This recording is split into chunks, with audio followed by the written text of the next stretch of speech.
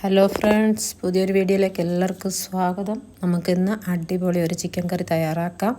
അതിനുവേണ്ടി 1/2 kilo chicken, അല്പം മഞ്ഞൾപ്പൊടിയും ആവശ്യത്തിനുള്ള ഉപ്പും 1/2 ടീസ്പൂൺ കുരുമുളക് പൊടിയും ചേർത്ത് നന്നായിട്ടൊന്ന് മിക്സ് ചെയ്ത് അരമണിക്കൂർ നമുക്കിത് റെസ്റ്റ് ചെയ്യാൻ വെക്കണം.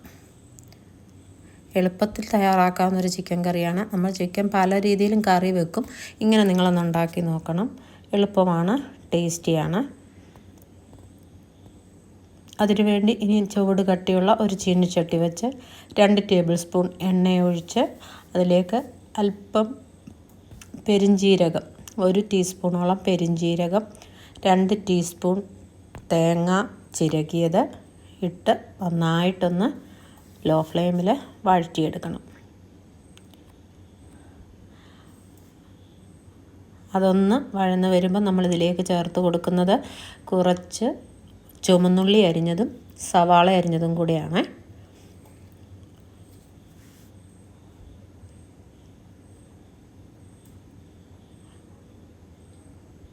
പെരിഞ്ജീരകവും തേങ്ങയൊക്കെ വഴന്ന് വന്നിട്ടുണ്ട്.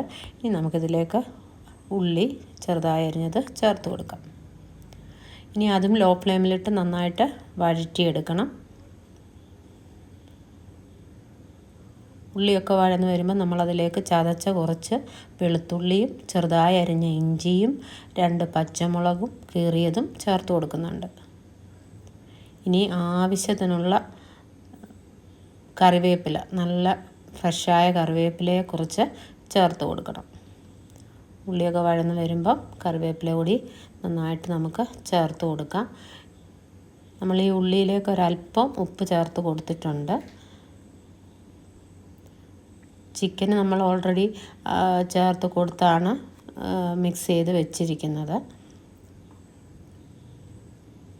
ഉള്ളിയൊക്കെ ഒരു ബ്രൗണിഷ് നിറമാകുന്നിടം വരെ, ഒരു ഗോൾഡൻ കളർ ആകുന്നിടം വരെ നമുക്കിത് നന്നായിട്ടൊന്ന് വഴറ്റാം. കറിവേപ്പിലയും ഇട്ട് കൊടുത്തിട്ടുണ്ട്.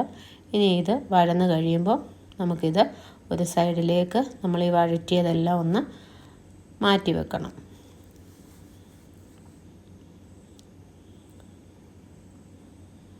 ഇതൊരു സൈഡിലേക്ക് ഒതുക്കി വെച്ചതിന് ശേഷം നമ്മളിതിലേക്ക് കുറച്ച് മസാലപ്പൊടികൾ ചേർത്ത് കൊടുക്കുന്നുണ്ട്.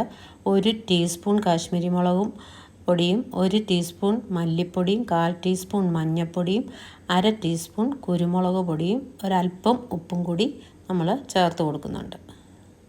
ഇനി ആ മസാലകളെല്ലാം നന്നായിട്ട് ലോ ഫ്ലെയിമിൽ ഒന്ന് വഴറ്റിയെടുക്കണം.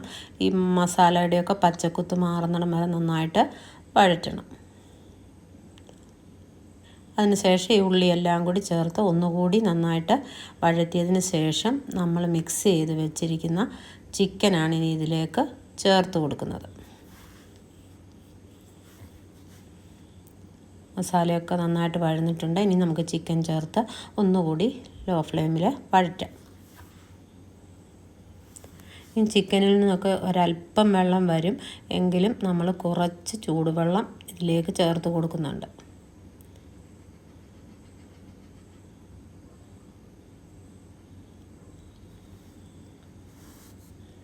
ചിക്കനിൽ നിന്ന് കുറച്ച് വെള്ളം വരും. ചിക്കൻ വളരെ കുറവാണ്, 1/2 കിലോ ചിക്കനെ എടുത്തിട്ടുള്ളൂ. ഇതിന് വേകാൻ ആവശ്യമായ ഒരല്പം ചൂടുവെള്ളം നമുക്ക് കുറേശ്ശെ ഇടയ്ക്ക് നമ്മൾ അടച്ച് വെച്ച് വേവിക്കുന്ന സമയത്ത് തുറന്ന് നോക്കി വെള്ളം കുറവെങ്കിൽ ചൂടുവെള്ളം ഒഴിച്ചു കൊടുത്ത് വേണം വേവിച്ചെടുക്കാൻ. അപ്പം ഞാൻ ഇതിലേക്ക് കുറച്ച് തക്കാളിക്ക അരിഞ്ഞത് കൂടി ചേർത്ത് കൊടുക്കുന്നുണ്ട്.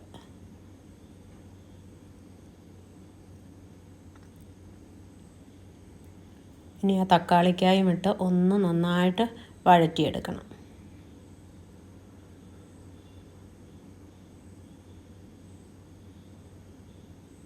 ചിക്കനിൽ നിന്നൊക്കെ വെള്ളം ഇറങ്ങി തുടങ്ങിയിട്ടുണ്ട്. നമ്മളൊരു 1/2 കപ്പ് വെള്ളം കൂടി ചേർത്ത് കൊടുത്തിട്ടുണ്ട്.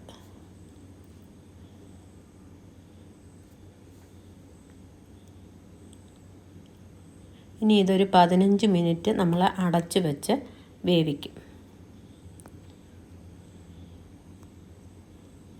15 മിനിറ്റ് ആയിട്ടുണ്ട്.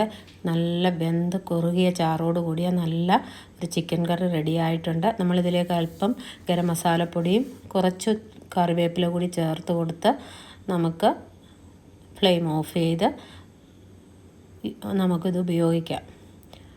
വളരെ നല്ല കറിയാണ്. ഗ്രേവി വേണമെന്നുണ്ടെങ്കിൽ അല്പം ചൂടുവെള്ളം കൂടി ഒഴിച്ചു കൊടുത്താൽ മതി.